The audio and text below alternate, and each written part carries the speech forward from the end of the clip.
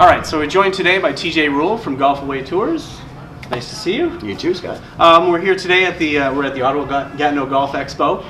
There's a lot of people here sort of looking for travel sort of things, destinations, and obviously you have a company that very specializes particularly in golf travel. Why don't you tell people a little bit about your company and what it's all about? Absolutely. The company is called GolfAway Tours. We're located in Toronto, and we send people all over the world. So we don't specialize in one area in particular. However, obviously, our most popular destinations are Ireland and Scotland.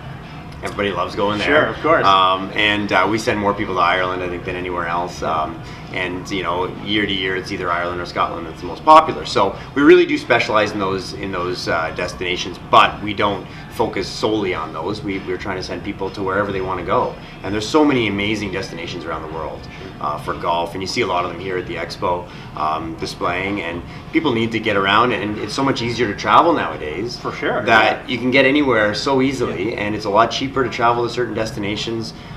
So, you know, we send people wherever they want to go. Now, do you specialize in sort of packages that are pre-done, or you customize them to the customer? How does that work?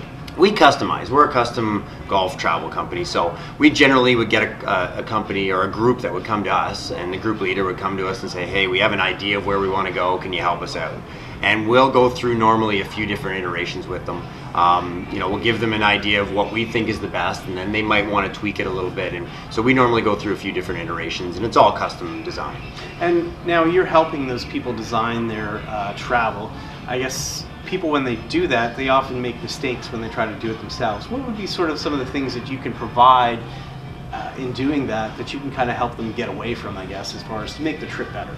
Well, a lot of it is knowing where to go, knowing how to set up the itinerary so that you're not traveling too much in between the courses. You're going to destinations and hotels that are close to the golf courses that cater to golfers as well. And so we have all those contacts because we use them regularly, and we know how to set up a destination or a trip in a destination where you really maximize your golf time and your fun time, and minimize the time you have on the road and getting places. Yeah, I mean, we see a lot of people obviously go to a destination like Ireland or Scotland, and I see people all the time that, you know, they want to hit every golf course at once in the same trip, and they're exhausted by the end of it, and they need a vacation, and they maybe don't get as much out of it. And that's the other thing, you know, like the first couple times I went over, I wanted to see as much as I could. And I'd go and I'd play 36 holes 3 days in a row, and then I couldn't walk.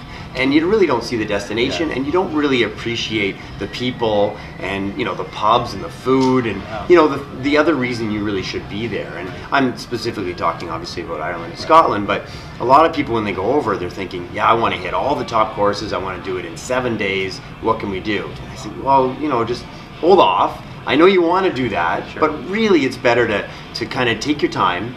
You know, maybe play 36 once or twice, but don't overdo it, because people overdo it too much. You get exhausted. You don't really enjoy the destination as much as you should. So just try to make a point of coming back again, and that's what we tell people. And the other thing too, I mean, in that same realm, a lot of people go and they sort of chase logos, and they want to play the open rota and different things like that. But there's a lot of other, we'll call them hidden gems, we'll use a cliche, but there's a lot of other great golf courses that maybe they haven't heard of, right? Absolutely. I mean, hidden gems is exactly what it is, and they're not so hidden anymore because people know about them, which they should, because there are golf courses over there that are just spectacular and cost, you know, a fraction of the price and aren't as busy and easier to access. And so, but you know, I understand when people are going over for the first time, they really do want to hit those top end courses, and I wouldn't shy them away from that. But it's really maybe the second trip where people are like, okay, let's try something different. And I took a group of pros over to the northwest of Ireland last year and played some courses that I hadn't played before, and man, it's just fun. You know, like the people up there are great. It's more authentic Ireland. You get some cool pubs with some live music, and the golf is just fantastic. You can't beat it. And now, are there certain destinations that are maybe a little hotter right now? I mean, we have a case of a dollar that's, you know, lagging a little bit. Are there some hot spots that maybe are better from that aspect, or also are becoming more attractive to people as far as places to go? Yeah, the dollar has been a bit of an issue the last couple of years against both the US dollar, and the euro and the pound. The euro hasn't been too bad, so people are still going to Ireland. Spain and Portugal are quite popular as well.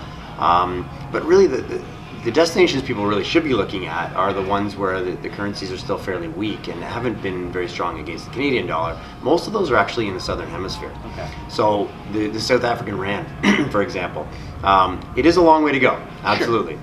But when you if you get down there, wow, like the safaris combined with wine tours and the golf is really, really good. And it's very, very affordable.